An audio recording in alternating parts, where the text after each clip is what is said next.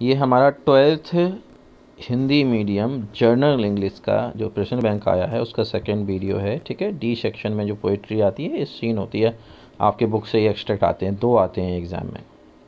तो इसको समझ लेते हैं, इसके आंसर कैसे बनते हैं। पहले एक अच्छे से क्लियरली समझेंगे, उसके बाद आगे बढ़ेंगे। ठीक है, देखते हैं।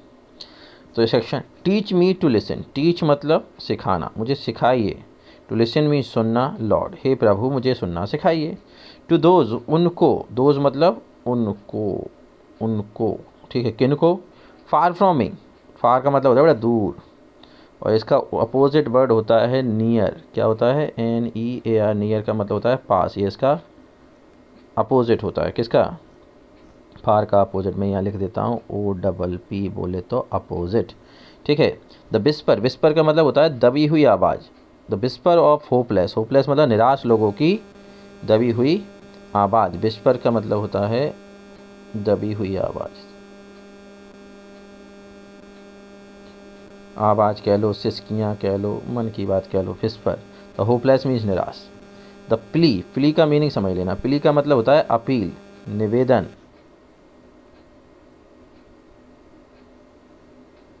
ठीक है, इसका सेम वर्ड अपील भी होता है। The plea of forgotten, forgotten मतलब भुलाए हुए। The cry of anguish, anguish का मतलब होता है पीड़ित। इसका उल्टा कंफर्टेबल होता है। ठीक है, एंग्विश का उल्टा उल्टा क्या हो जाता है? अपोजिट वर्ड क्या हो जाता है? कंफर्टेबल। लिख दूं क्या?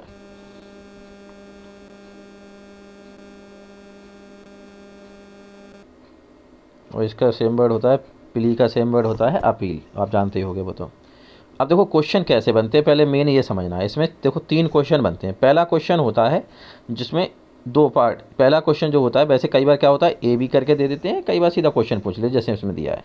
तो सबसे पहला जो क्वेश्चन बनता है वो बनता है सेम वर्ड का। देखो, a word similar meaning to hear, मतलब एक वर्ड दे देंगे और आपसे कहेंगे कि पैसेज में से वो वर्ड बताओ जो इस वर्ड का, हियर जो वर्ड है इसका सिमिलर हो। सिमिलर मतलब समान।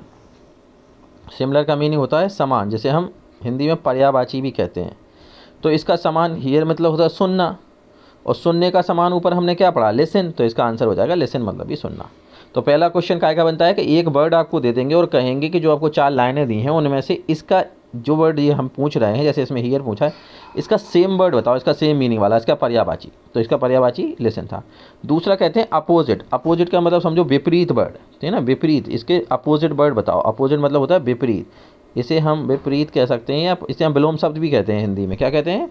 विलोम शब्द बताओ। तो अपोजिट वर्ड, अब इसमें वर्ड क्या दिया है? Opposite, near.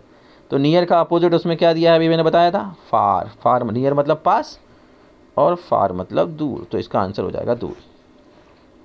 उसके बाद फिर एक क्वेश्चन पूछ लेंगे आपसे, give the name of the poem from which these lines have been taken. उस कविता का नाम बताओ। तो देखो कुल मिला के 6 कविताएँ हैं तुम्हारी।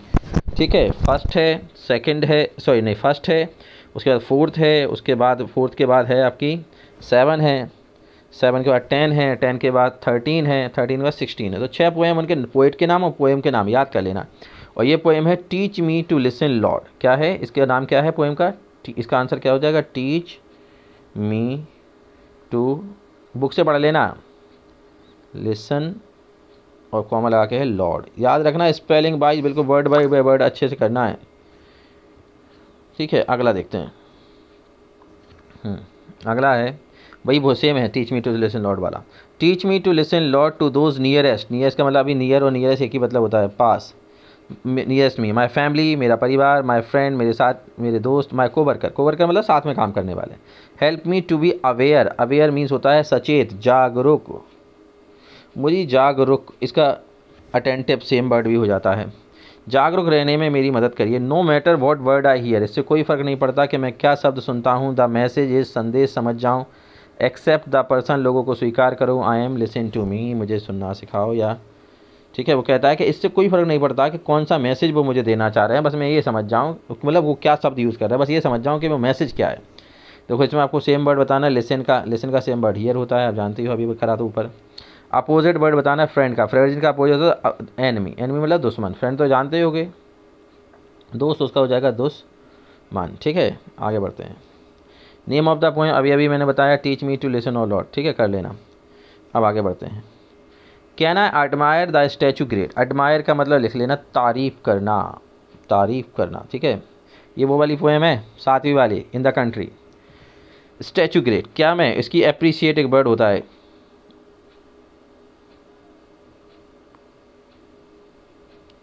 ये अप्रिशिएट सेम वर्ड होता है किसका, एडमायर का। Can I admire the statue great, क्या मैं उन पुतलों की तारीफ़ कर सकता हूँ। पोइट कह रहा है कि क्या मैं उन पुतलों की तारीफ़ कर सकता हूँ। When living man starve at its feet, living मतलब जब जिंदा आदमी, स्टार्व का मतलब तो भूख से मरना, भूख से मर रहे हैं, काहे के भूख से मरना, उसी के पैरों में, मतलब सुंदर पुतला बना दिया लेकिन उसके पैरों में बेचारे गरीब आदमी भूख से मर रहे हैं, तो ऐसे पुतलों की क्या तारीफ़ करूँ। Can I admire the park green tree, क्या मैं जो बगीचे बनाए हैं शहर में उनके बड़े बड़े पेड़ों की तारीफ़ करूँ। When a home roof for a homeless is misery, वैसे माइजरी का मतलब होता है उदासी, लेकिन यहाँ है कमी, ठीक है, यहाँ है कमी। जब एक आदमी को छत की भी कमी है, मतलब छत भी नहीं है रहने के लिए, और बड़े बड़े पेड़ लगा दिए, तो क्या तारीफ़ करूँ मैं उन बड़े पेड़ों की।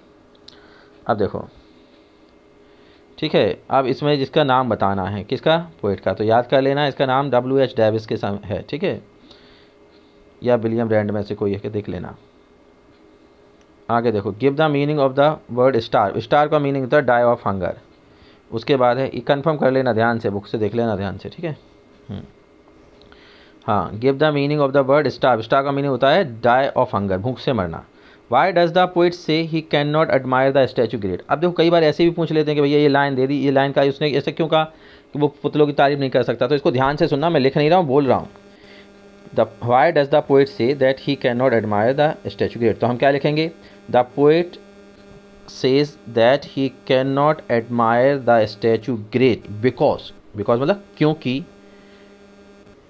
because in the feet of the great statues living men are starving to die, ठीक है, भूख से मर रहे हैं, समझ गए।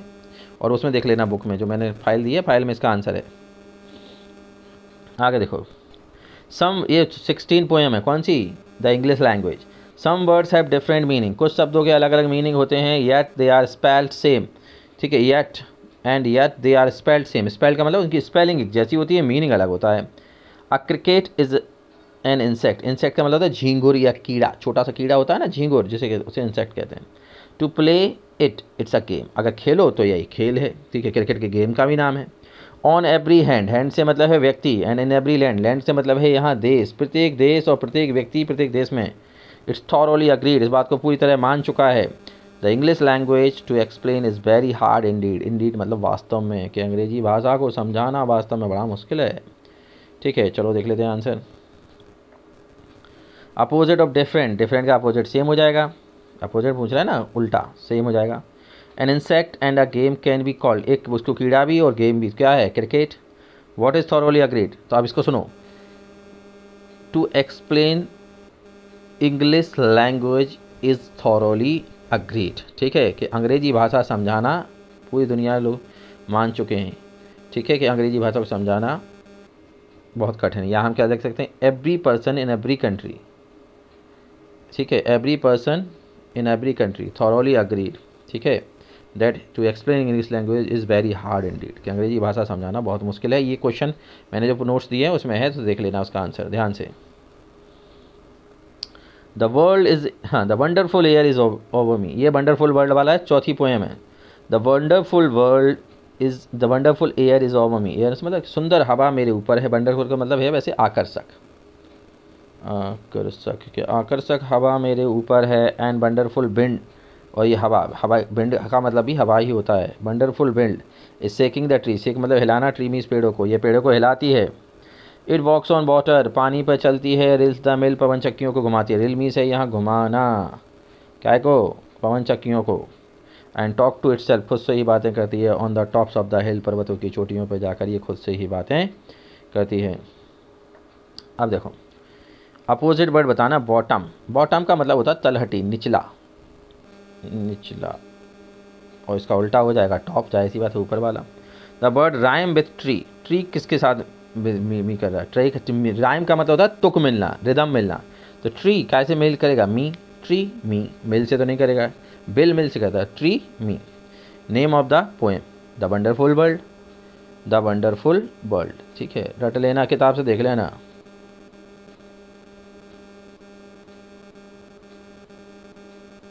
अद्भुत संसार, ठीक है। हाँ आगे देखो, yet dear is far from cheap. देखो इस लाइन का मतलब समझो, dear is far from cheap का मतलब होता है सस्ता नहीं बल्कि महंगा। डियर मीन्स महंगा और चीप मीन्स सस्ता। आप किसी दुकान पे गए, आपने कहा भैया कितने का, उसने कहा इतने का है, तो हम तो बहुत सस्ता बेच दूँगा, भैया सस्ता नहीं बहुत महंगा बेच रहे हो। तो dear is far from means सस्ता नहीं महंगा।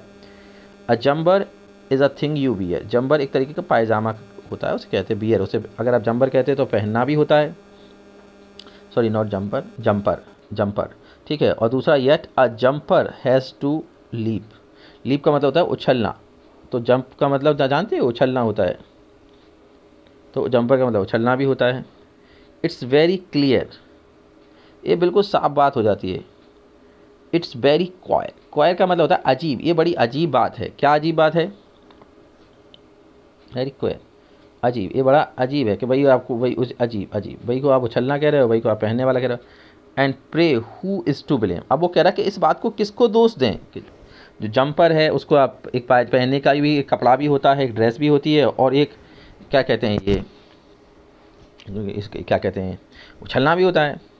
तो इस बात की किसने बनाया और इसको किसको दोष दे दें, वो ये कह रहा है, कौन? पोएट कह रहा है कि भैया किसको दोष दें इस चीज़ के लिए। Of different meaning to same word, के मीनिंग डिफरेंट है, वर्ड सेम है। Pronounce and spell the same, उनका प्रोनाउंसिएशन भी सेम है और स्पेलिंग भी सेम है, ठीक है। चलो किसी को नहीं दे सकते भैया, आप जिसने बना दिया तो बना दिया। आगे देखते हैं, कोई क्वेश्चन देख लेते हैं। अपोजिट बताना है, अपोजिट बोलते हो उल्टा, किसका अपोजिट बताना है? डियर का। डियर मतलब होता है महंगा, प्यारा भी होता है महंगा होता है, और इसका यहाँ हो जाएगा अपोजिट बताना, चीप हो जाएगा, सस्ता। The word jumper has two meaning, it has one meaning is one who jump, the second meaning is loose outfit garments. तो क्या हो जाएगा? लूज आउटफिट गारमेंट, है ना, पजामा टाइप का ढीला ढाला। Name of the poem, poem का नाम तो जानते होगे भैया, the English language, the English language, ठीक है। इसको देख लेना ध्यान से, पोएम पोएट के नाम जरूर याद कर लियो यार। Wise were the human made, ये 10वीं पोएम है, हाँ, hill top temple. 22 were the man, 22 का मतलब यहाँ वो कह रहा है बुद्धिमान, वो लोग बुद्धिमान थे। 22 वर द मैन, ठीक है। लिखने थोड़ा शब्दों पे ध्यान नहीं दिए, सुनिए ध्यान से। 22 were the man, human hands, human hands मतलब लोग, वो लोग बुद्धिमान थे। दैट सेट हर देयर, यहाँ देवी की बात कर रहा। हर का मतलब किसके लिए? जगदम्बा के लिए, कि जिन्होंने जगदम्बा को इतनी ऊंचाई पे बिठाया। Above the world and time dominant, dominant का मतलब होता है प्रभाव, दुनिया और समय के प्रभाव से दूर, दुनिया और समय के प्रभाव से दूर, दुनिया, दुनिया और समय के प्रभाव, ठीक है। डोमिनेंट का मतलब होता है प्रभाव, के प्रभाव से दूर। देवी को इतनी ऊंचाई पे बिठाला, क्योंकि क्या है, लाख सैकड़ों सालों में पूरी दुनिया बदल गई, लेकिन यहाँ जो पहाड़ी पे जो मंदिर बना जगदम्बा का देवी का, वो जैसा का तैसा है, वहाँ कोई माहौल नहीं बदला। The soul of all the life's calm pure and alone, जो भी लोग यहाँ आते हैं उनकी काम मतलब होता है शांत, उनकी आत्मा बिल्कुल शांति मिलती है, शांत, प्योर, शुद्ध, अलोन शुद्ध हो जाती है, वो बिल्कुल एकांत महसूस करती है। रिवील, रिवील मतलब दिखाना, बताना, बताना, दिखाना, उजागर करना।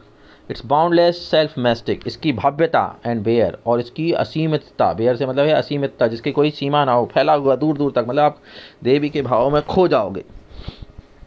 चलो देख लेते हैं अब क्या है।